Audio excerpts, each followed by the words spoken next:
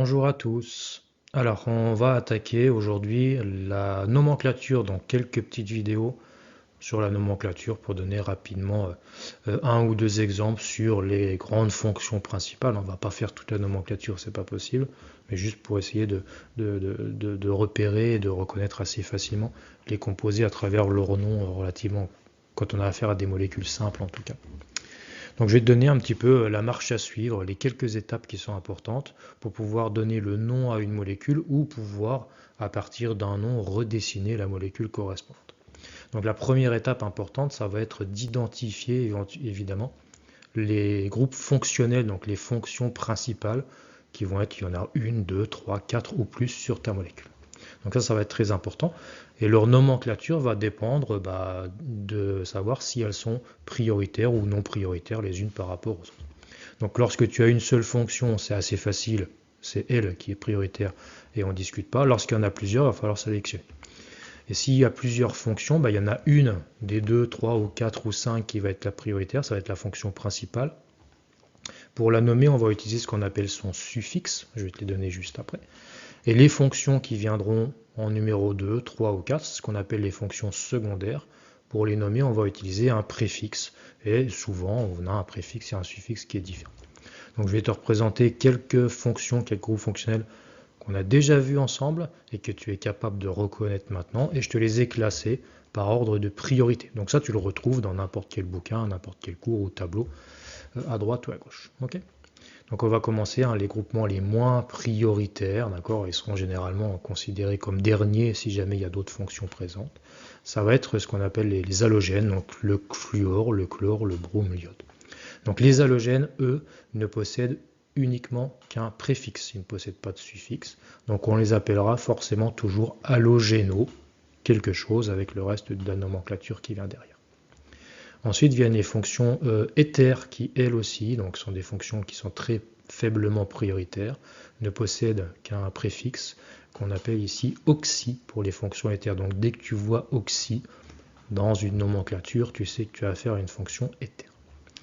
Ensuite, je t'ai placé les fonctions amines. Donc on connaît, donc l'azote lié à un carbone hybridé sp3, un carbone tétraédrique, donc avec son suffixe amine lorsqu'elle est fonction prioritaire et son préfixe amino lorsqu'elle est fonction secondaire.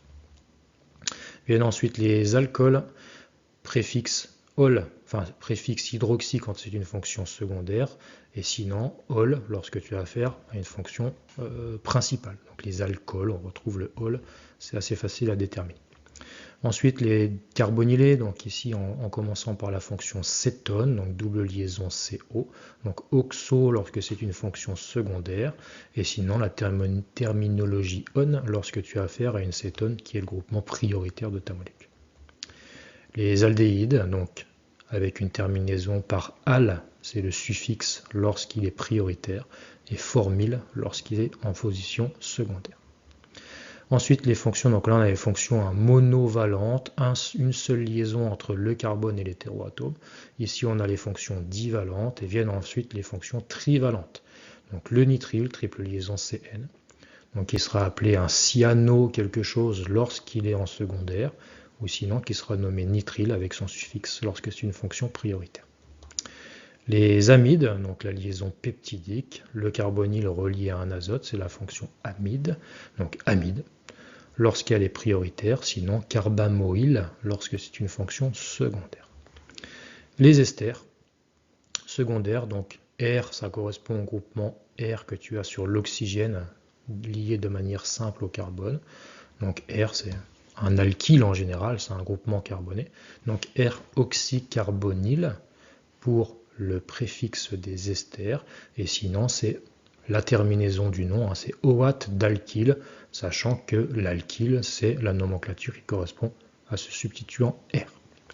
Et enfin, pour terminer, la fonction prioritaire, c'est la fonction acide carboxylique, avec son suffixe acide oïque, donc on reconnaît tout de suite qu'on a affaire à un acide, et tout à la fin du mot, tu mettras oïque pour l'acide, et carboxy s'il s'agit d'une fonction secondaire. Donc là, je t'ai mis pas la totalité des fonctions organiques, bien entendu, je t'ai mis simplement un certain nombre, on va en prendre quelques-unes dans des vidéos par la suite, pour aller voir plus précisément comment on va les nommer, comment on va l'utiliser dans la nomenclature. Donc ça, c'est la première chose à faire. J'identifie les groupes fonctionnels. Donc là, j'ai été un petit peu long, mais c'est pour faire le tour. Ça, c'est des choses, à force de les travailler, on les connaît plus ou moins par cœur. Sinon, il existe des tableaux avec tout ça pour retrouver assez facilement. La deuxième étape, ça va être de repérer la chaîne carbonée principale. C'est la racine du nom.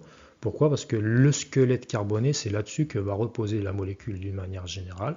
Et sur ce squelette carboné, on va venir y fixer les différents substituants, que ce soit des fonctions ou alors des groupes alkyles, etc. etc. Okay, donc ça, c'est très important de la retrouver. C'est la chaîne carbonée la plus longue sur laquelle toute la molécule va reposer. Et ça va être la racine du nom. Donc ça, c'est assez facile à repérer. Donc c'est ce que je te dis. Chaîne carbonée la plus longue et elle contient obligatoirement ta fonction principale. Okay, donc s'il y a plusieurs fonctions dans la molécule, la chaîne carbonée, elle doit absolument contenir ta fonction numéro 1. Et pour cette chaîne carbonée, il existe des tableaux qui sont très longs. Ici, je t'ai mis uniquement jusqu'à 12 carbones. Donc voilà, en fonction du nombre de carbones présents sur ta chaîne carbonée, eh bien, tu vas avoir une nomenclature particulière. Donc si je prends des alcanes, c'est des chaînes carbonées linéaires. Si j'ai un seul carbone, c'est le méthane, tu les connais, c'est les gaz ici, méthane, éthane, propane, butane. 4 carbones, pentane, hexane, heptane, octane, nonane, décane, undécane et dodécane. Okay, donc ça c'est jusqu'à 12, donc c'est la nomenclature que tu vas utiliser, on ira rarement au-delà de ça pour le moment, la nomenclature que tu utiliseras pour la chaîne carbonée principale. Maintenant, qu'est-ce qui se passe si tu as des insaturations? Donc ça on n'a pas forcément vu. Les insaturations c'est quoi? C'est relativement simple, c'est quand tu as des cycles, une molécule cyclique, ou quand tu as sur ta chaîne carbonée la présence de liaisons doubles ou liaisons triples. Donc ces trois façons de faire, donc cycle, double ou triple liaison, ce sont à chaque fois ce qu'on appelle des insaturations. Donc si tu n'as aucune insaturation sur ton groupement, sur ta molécule, et si je t'ai mis un petit exemple avec un alcool, fonction principale c'est l'alcool, eh bien j'ai une chaîne carbonée, la chaîne carbonée la plus longue, qui contient la fonction principale bien entendu, et bien ici elle possède 3 carbones, donc je vais utiliser ici cette nomenclature ici prop, et je vais ajouter le suffixe ane, donc j'aurai affaire ici cette chaîne carbonée, c'est un propane. Et j'aurai tout simplement à mettre propane, un ol, pour dire que la fonction alcool principale, elle est fixée sur le carbone numéro 1 de ma chaîne. Donc propane, prop 3 carbones, et le ane, ça signifie simplement que j'ai une chaîne carbonée linéaire sans aucune insaturation. Pas de cycle, pas de liaison double, pas de liaison triple. Donc ça, c'est ce qu'on met avant la fonction principale. L'autre possibilité, faire apparaître dans ma chaîne carbonée, j'ai une liaison double. Donc ça, c'est une insaturation. Et là, ça va nécessiter un vocabulaire particulier. Une liaison double, on l'a déjà vu ensemble, ça tu sais, ce sont les alcènes. Donc la nomenclature, ça va être l'utilisation du suffixe N, N de alcène tout simplement. Donc je regarde le nombre de carbones dans ma chaîne carbonée, ici j'en ai 6. Donc je vais utiliser la nomenclature hex par rapport au nombre de carbones de ma chaîne, 6. Et puis, le premier carbone qui est considéré, en tout cas, sur lequel j'ai la double liaison qui apparaît, c'est le carbone numéro 1 de ma chaîne carbonée. Donc ça, je vais le notifier dans le nom. Et le nom, ça va être le suivant. Donc j'ai affaire à un hexane, quelque chose, sauf que comme j'ai la double liaison, le ane, je l'enlève, je le remplace par le suffixe n. Et je dis que cet alcène, il est entre le carbone 1 et 2, en notant que le premier carbone sur lequel la double liaison apparaît, c'est le carbone numéro 1. Donc cette molécule-là étant le hex1n, okay, ou hexène. Double liaison, triple liaison, c'est la même chose. Donc les doubles liaisons sont les alcènes, les triples liaisons sont les alcynes. Donc la nomenclature, c'est la même. À la place de mettre N, je vais mettre IN, tout simplement. Okay, donc ici, dans mon exemple, j'ai affaire à un aldéhyde. C'est ma fonction principale. Donc ma numérotation, elle va partir de lui. Et je compte, le carbone du carbonyle, il est inclus dans ma chaîne carbonée principale, et j'ai 5 carbones jusqu'à droite, donc je vais utiliser la terminologie ici pinte. Okay, donc j'aurai affaire à un pinte-in. Pourquoi? Parce que j'ai 5 carbones avec une triple liaison. Et je vais noter que la triple liaison, elle démarre sur le premier carbone, en tout cas, qui est impacté par cette triple liaison, c'est le carbone numéro 4. donc je vais le noter dans ma nomenclature. Donc j'aurai un pint 4 inal, ok, 4 pentinal. Donc il me dit que j'ai un carbonyle en bout de chaîne sur le numéro 1 obligatoirement. J'ai une chaîne carbonée à 5 et sur le carbone numéro 4, en tout cas entre le 4 et le 5, j'ai une fonction alcyne. Et enfin, la dernière possibilité, donc aucune insaturation, une double, une triple. Dernière possibilité, ce sont les cycles tout simplement. Donc là, c'est encore plus facile que ces deux exemples qui sont là. Bah, j'ai un cycle, donc je vais simplement utiliser le préfixe cyclo, comme si j'avais un alcane linéaire. Et là, je vais simplement dire que j'ai affaire à un cycloalcane. Donc c'est tout simple. Ici, j'ai un cycle à 6. Fonction principale, c'est l'alcool. Donc j'aurai un ex quelque chose. Okay. Et là, je vais simplement rajouter ex pour 6 carbones. An, ça veut dire que j'ai une chaîne carbonée sans liaison double, sans liaison triple. Donc ça revient à cette nomenclature-là.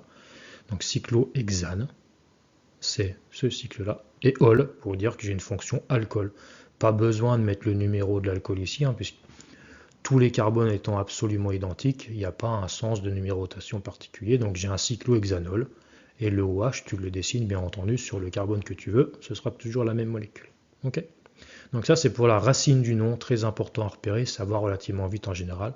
Donc c'est la chaîne carbonée la plus longue et qui possède obligatoirement la fonction principale.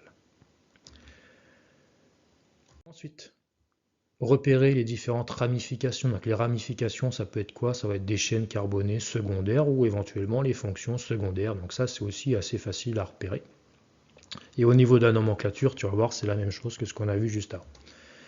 Donc ces fonctions, on va utiliser pour les nommer la terminologie du tableau qu'on a vu juste avant, c'est la même. D'accord. En fonction du nombre de carbones de ces ramifications ici, qui vont posséder 1, 2, 3 ou 10 carbones, j'en sais rien. On va utiliser cette nomenclature-là, on va mettre la terminologie il à la fin, donc un méthyle. Un éthyle, c'est un groupement carboné, enfin c'est une ramification à 2 carbones. Une ramification à 7 carbones, on appellera ça un heptyle, etc. etc. Ok, donc là c'est facile. Si tu as retenu ces quelques termes, que ce soit pour les alcanes ou pour les ramifications, on va juste à la place de an mettre la nomenclature il. Okay. Donc je te donne un exemple ici. Un acide carboxylique, c'est ma fonction principale. Donc j'ai ma chaîne carbonée principale, c'est celle qui est ici, qui va de droite vers gauche jusqu'au bout là-bas. Et je vois que j'ai ici une ramification sur cette chaîne carbonée. Un seul carbone, ici c'est un CH3, donc j'ai un substituant méthyle. Ici, j'ai une ramification avec 2 carbones, j'ai donc une ramification éthyle. Et ici, j'ai une ramification avec 3 atomes de carbone. Donc CH2, CH2, CH3. J'ai affaire ici à un propyle et ainsi de suite pour toute la nomenclature. Ok, c'est pas la peine d'en faire 50, c'est toujours la même chose. Et maintenant, si j'ai plusieurs ramifications ou groupes fonctionnels qui sont identiques, donc c'est un exemple que je vais te donner l'exemple, je vais utiliser les préfixes énumératifs. Donc mono, en général, on ne le met pas. Quand il n'y en a qu'une, on ne dit pas qu'elle est toute seule. Sinon, on va utiliser si j'ai 2 fonctions méthyle ou 2 fonctions éthyle. Je vais dire que j'ai di ou triéthyle, tétra, penta, hexa, hepta, octa, nona, déca, etc. etc. Okay. Donc ça, c'est des préfixes énumératifs pour dire combien de fonctions identiques sont présentes sur le squelette carboné. Par exemple, ici, sur mon dérivé halogéné, on va considérer que c'est la fonction principale. Chaîne carbonée la plus longue, elle est ici. Et sur cette chaîne carbonée, j'ai 2 fonctionnalités, enfin 2 ramifications avec un seul carbone, sont 2 CH3. Eh bien, je vais dire que j'ai affaire à un diméthyle, bromo-hexane dans ce cas. Ok. Donc préfixe énumératif assez facile à retrouver. Et enfin, la dernière étape, c'est rassembler toutes les informations que je viens d'observer, là, simplement. Il suffit de jeter un coup d'œil, éventuellement juste de compter un petit peu les carbones. Ça va beaucoup plus vite que ce que j'ai présenté jusqu'à présent. Donc, on rassemble tout ce qu'on voit visuellement, on numérote et puis on donne le nom. Donc, je vais te donner un exemple de tout ça. En commençant par la chaîne carbonée la plus longue qu'on va identifier, et l'ordre de numérotation, c'est-à-dire est-ce que je vais numéroter de gauche à droite ou de droite à gauche, ça va dépendre de ta fonction principale. Étant donné que la fonction principale est obligatoirement incluse dans la chaîne carbonée la plus longue, eh bien c'est par elle que tu vas commencer le sens de numérotation. Okay. Donc c'est ça qui est très important, et cette fonction principale, elle doit posséder le numéro le plus petit. Okay. Donc ça, si tu as plusieurs choix de numérotation, de gauche à droite ou de droite à gauche, c'est cette remarque-là qui va te donner la solution. Ok, numéro le plus petit pour la fonction principale. Je reprends l'exemple que j'ai présenté juste avant sur cette molécule un peu particulière. Donc, et on la regarde rapidement, cette molécule, puis on identifie un petit peu tout ce qu'on doit mettre dans son nom. Donc, première chose, la fonction principale, c'est que des atomes de carbone et hydrogène ici, donc ça ne compte pas franchement. Par contre, ici, j'ai une fonction, un groupe fonctionnel, c'est la fonction acide carboxylique. Donc, elle est toute seule, elle est obligatoirement prioritaire. Ça veut dire que l'ordre de numérotation, après, je vais chercher ma chaîne carbonée la plus longue, je la retrouve ici. Okay, en partant, en incluant en tout cas le carbone de la fonction acide carboxylique. Et l'ordre de numérotation, on l'a dit juste là, il est obligatoirement dans ce sens-là, puisque je dois avoir le numéro le plus petit pour la fonction principale. Donc numéro 1, ça veut dire que je ne peux pas commencer à numéroter ici de 1 jusqu'à 10. Je commence obligatoirement ici par la droite. Okay, donc de 1 à 10. Donc là, on a la fonction principale, la chaîne carbonée la plus longue, et ensuite on identifie, ici on a uniquement des ramifications alkyles sur notre chaîne carbonée, à savoir ici un CH3 méthyle, un CH2CH3, donc un éthyle, et un groupement à 3 carbones, c'est-à-dire un propyle. Donc là, j'ai ce que j'observe rapidement avec un petit coup d'œil, et maintenant j'ai plus qu'à écrire le nom correspondant avec les différentes informations que j'ai retenues. Chaîne carbonée, c'est la structure de base, c'est la racine du nom, c'est la chaîne carbonée la plus longue. Ici, on a dit qu'on était à 10, donc on reprend le tableau qu'on a vu ensemble juste avant. Et 10 atomes de carbone, on utilise la nomenclature DEC. Donc je sais que j'ai un DEC quelque chose avec 10 carbones. Okay, donc, ici, je vais utiliser la nomenclature AN. Pourquoi un décane? Parce que ma chaîne carbonée ne possède aucune insaturation. Il n'y a pas de cycle, donc je n'aurai pas un cyclodécane. Il n'y a pas de liaison double, j'aurai pas de décène. Il n'y a pas de liaison triple, j'aurai pas de décine. Okay, donc là, ce sont que des liaisons simples, donc j'ai un décane. Chaîne carbonée la plus longue. Et ensuite, on a vu la fonction principale, c'était un acide carboxylique, et on a vu tout au début l'acide carboxylique. En fonction principale, je vais utiliser son suffixe. Donc je vais noter acide au tout début du nom, et je vais terminer la nomenclature par oïque, en disant que l'acide, il est sur le carbone numéro 1. D'accord, donc j'ai affaire à un acide décane 1-oïque. Okay, ensuite, qu'est-ce qu'il nous reste à placer? Uniquement nos différentes ramifications. Donc, ça, c'est ce qu'on appelle les substituants, qui vont être soit les ramifications carbonées, les groupements alkyles comme présents dans cette molécule-là, et ça va considérer également les fonctions secondaires. Donc, je pourrais avoir ici un atome d'halogène, une fonction amine, une fonction alcool. Toutes celles-là font partie des substituants et je les noterai ici dans cette partie ici de la nomenclature. Donc ces substituants, il y a une certaine façon pour les présenter, c'est ce que je te donne ici. Ils vont être classés obligatoirement par ordre alphabétique, ça c'est important à retenir. On va préciser leur position sur la chaîne carbonée, à savoir, et là j'ai une fonction sur le carbone 3, donc je vais noter qu'elle est sur le carbone 3. On va préciser éventuellement leur nombre, est-ce que j'ai un seul ou deux fonctions alkyles identiques, on va noter di, tri, tétra, etc., etc. Et on va séparer tout ça par des tirets. Okay, donc on va le faire pour notre composé ici. Il nous reste à mettre uniquement les fonctions violettes. On a un méthyle, un éthyle, un propyle. Je classe tout ça par ordre alphabétique. Donc le premier qui va arriver, c'est la fonction éthyle, donc c'est le E dans l'ordre alphabétique. Et les groupements éthyle, il est sur le carbone numéro 7. Donc j'aurai affaire à un acide 7-éthyle. Et puis je continue dans l'ordre alphabétique, celui qui vient juste après, c'est le méthyle sur le carbone numéro 4, donc 7-éthyle-4-méthyle. Je sépare tout par des tirets. Et enfin, le groupement propyle sur le carbone numéro 3, donc -3-propyle, décane 1-oïque. Okay, donc voilà le petit nom de cette molécule-là qui permet maintenant, à partir du nom, je suis également capable de redessiner la molécule et inversement. Okay, donc c'est l'objectif. Donc voilà les 4 petites étapes pour faire la nomenclature de base, on va dire. On va pas aller très compliqué sur ça, sur la nomenclature de base qu'on va rencontrer un petit peu en chimie organique. Donc on verra dans des vidéos prochaines plus précisément sur quelques fonctions que j'ai choisies et on fera 1 ou 2 exemples à chaque fois pour voir ce que ça donne.